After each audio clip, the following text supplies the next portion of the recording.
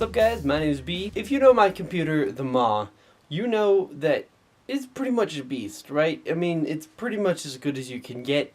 And it didn't just start out that way. I didn't just buy it straight out. And that's the problem I see with a lot of people who are building new computers, is like, they really want to make something that's just amazing and out of this world, but like they can't afford it all at once, and they don't even have a computer to start with. And I want you to know, this is what I did with my computer. So on the Ma, I actually started out with the Pentium G3258. That is a dual-core unlocked processor. Started out with the Z97 motherboard and 8 gigs of RAM and an SSD, a 250 gig SSD, and that's pretty much it. And I mean, that was bare bones. I mean, I could play games, and that's pretty much it. Later on, I got a GTX 960, so I could play some games without the integrated graphics, so I got a graphics card. Later on, I upgraded the processor to an i7-4790K, which is pretty much top of the end for that. And then later on, I got 16 gigs of RAM, got a better power supply. Later on, I upgraded my whole platform to X99 and a 6900K, and then to 32 gigs of RAM. And then, you know, it just keeps going on and on from there. And Intel has a really great upgrade path right now, and I suspect AMD will pretty soon too with their new Zen processors. Basically what I'm trying to say is I'm going to show you guys how you can start from a bare bones system to make the ultimate upgradable system. Now, you could start out with something really cheap and then just get a whole new computer later on. That works too, but this one is made so that when you save up just enough money, you can buy the next part. Say you save up 200 bucks, you get a new CPU. Say you save up 60 bucks, you get some new RAM. You know, you don't need to upgrade your entire computer, just little parts at a time. And that way's pretty good too, because you can slowly see the upgrades that you're getting instead of just being like, oh, I got a GTX 1080 and a 6900K and this is amazing, but you don't know how crappy it is to start from the bottom. You know, it's really nice to see those upgrades and really like see your fulfillment and what you're actually gaining from doing all of this. So without further ado, let's get started.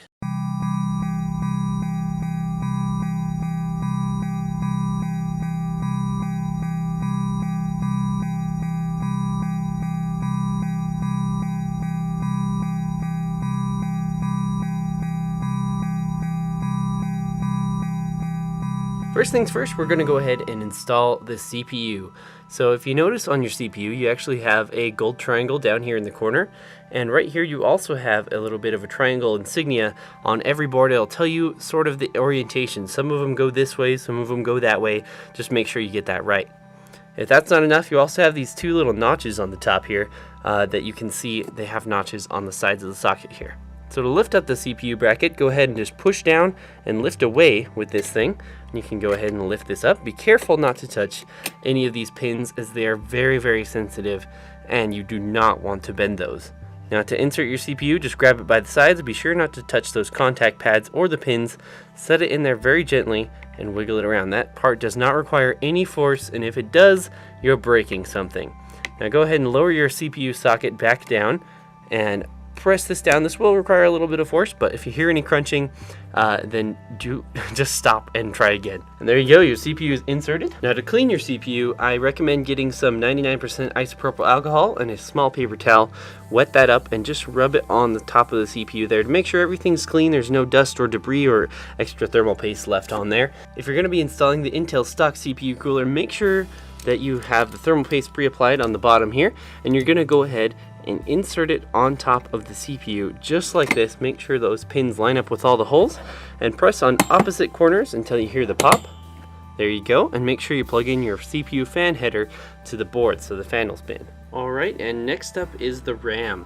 So this is DDR4, and we're just going to be installing one stick, and the manual says it's the closest one. So we're going to go ahead and release this little lever on the side here that'll let us install the RAM. Now notice this little notch here. There's also a notch in the RAM right here. Make sure that those are going to be lining up. Once you know that they're going to be lining up, go ahead and slide the RAM into each of these little slots here and apply even pressure on each side till you hear 2 snaps.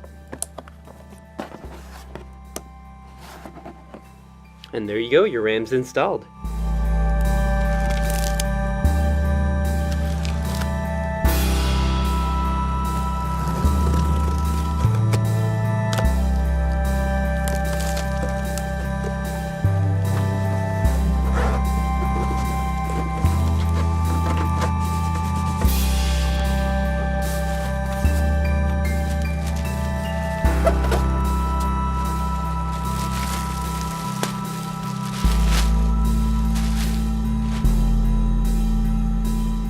here's the case. So just make sure you keep this protective film on the window or else you're going to scratch it up. It is just acrylic. But this is a really nice case. It's basically a mini version of my case minus the tempered glass. And you can see it's just all black all the way around. It's got a good bit of compatibility for high-end parts. Now, first things first, you got to undo these thumb screws, but they're pretty much as tight as they can be from the factory, so you might need to undo them with a screwdriver.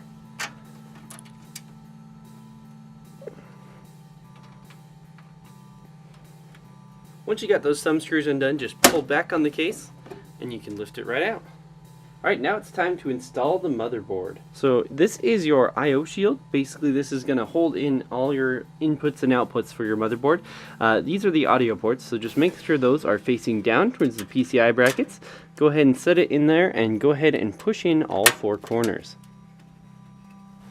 Now grab your motherboard by the heatsink and slowly lower it in, and just line up that I/O and push it down and set it down just like that. Now grab a preferably magnetic screwdriver and 4 screws from the bag. Go ahead and push this direction on your motherboard just enough so you can go ahead and line up those screws and screw them in.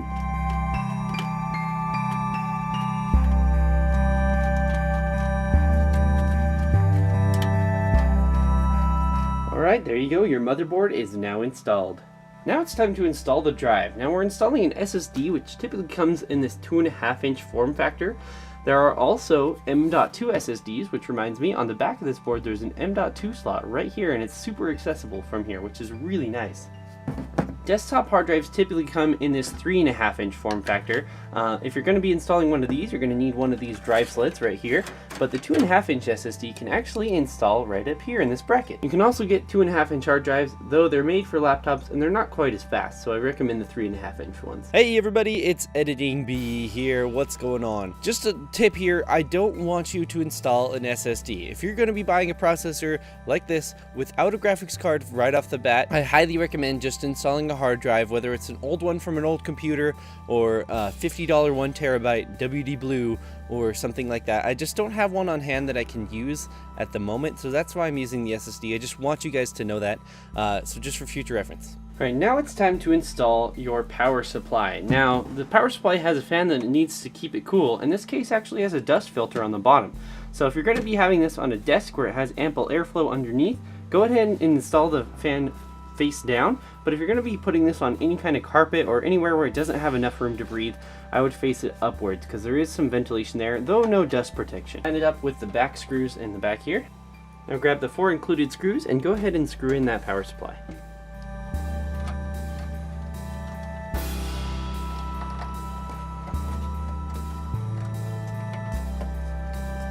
Now this power supply is actually modular, so some of the cables don't come attached to it, but you're going to have to install them yourself. Grab the SATA power cable that comes with it. I prefer the long one just so you can have some extra options for routing the cable. Make sure you plug that in. Okay, I can say wholeheartedly I recommend installing the freaking cables into the power supply before you screw it in. It's freaking difficult.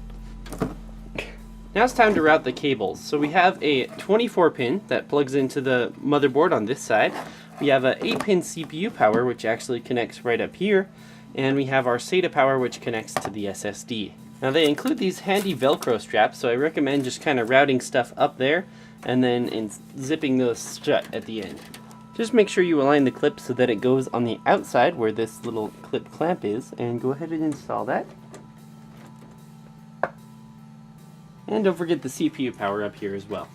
Now keep in mind, some motherboards, even if they're Z170, will have a 4-pin connector up there. I highly recommend getting an 8-pin connector so that when we upgrade to a better CPU later on, we can get some better overclocking.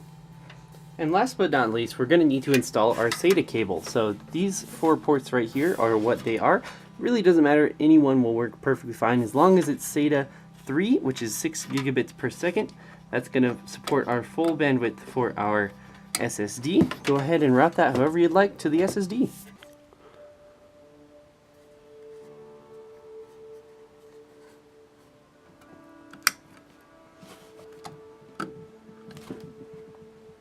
And now we gotta plug in all these headers.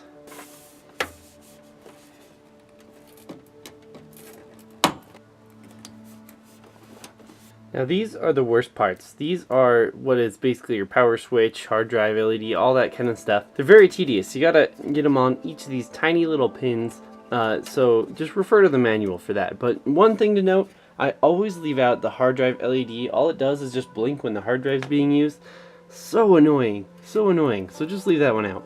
Alright, now everything should be beautifully cable managed so that there's no cables just flying everywhere. I think I did a pretty good job. I got these little Velcro straps on a link on Amazon. I'll put the link down in the description. Be sure to buy from those links because it does give me a little bit of a kickback. One more thing to note is that if you're using a Wi-Fi module, you're either going to have antennas, or Asus has this little thing where the base is magnetic and you can flip this however you'd like so that you can go ahead and put your Wi-Fi receiver where it gets the best reception. So be sure to screw that thing on. And at this point you can go ahead and put back on the side panels. And there she is. Alright guys, so the build is done. This is going to be a multi-part series because I definitely can't just show all of this at once. Tune into the next episode because we're going to show you how to install Windows and what this thing performs like. So if you enjoyed the video, please do leave a like, leave some feedback down below. Keep in mind guys, this is not a practical build. Yes, you could get better performance for a lesser price, but the point of this build is to say, hey, you can get this much performance and you can upgrade even better later on. Not to mention that because of the Z170 platform, you can get the next generation of chips that are guaranteed to work in this socket. There are so many upgrade paths for this, and that's what makes it really cool. And I'm going to go into detail on that a little bit more next time. But guys, that's going to be all for me today. My name is Beeeyeee. If you enjoyed the video, please leave a like. Alright, catch you guys in the next one.